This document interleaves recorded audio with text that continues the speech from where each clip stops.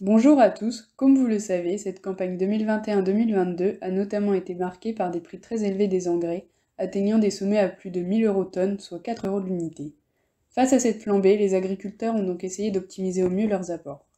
C'est pourquoi nous avons décidé aujourd'hui de vous présenter le Crop Sensor. Il a été dévoilé en 2014 par Class pour un prix avoisinant les 30 000 euros. Il s'agit d'un outil de modulation de l'azote en intraparcellaire.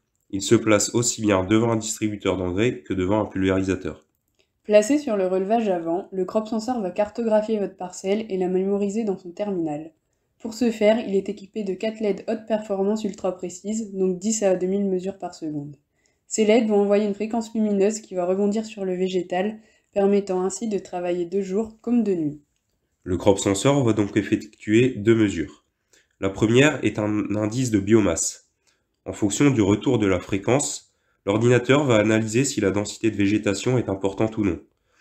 L'indice de biomasse est surtout utile lors des premiers stades afin de moduler les doses de régulateurs et de fongicides. Le deuxième est l'indice d'azote, c'est-à-dire que le crop sensor va mesurer le taux de chlorophylle selon si le végétal est plus ou moins vert. En fonction de ces indices, il va donc augmenter ou diminuer la dose d'engrais pour être au plus proche du besoin du végétal. De plus, il permet donc une économie d'engrais, une répartition optimale ainsi qu'une prévention du risque de verse sur céréales. Par conséquent, le Crop Sensor associe plusieurs avantages qui font de lui un outil d'optimisation des apports, de préservation de l'environnement, qui est très utile notamment pour des parcelles hétérogènes.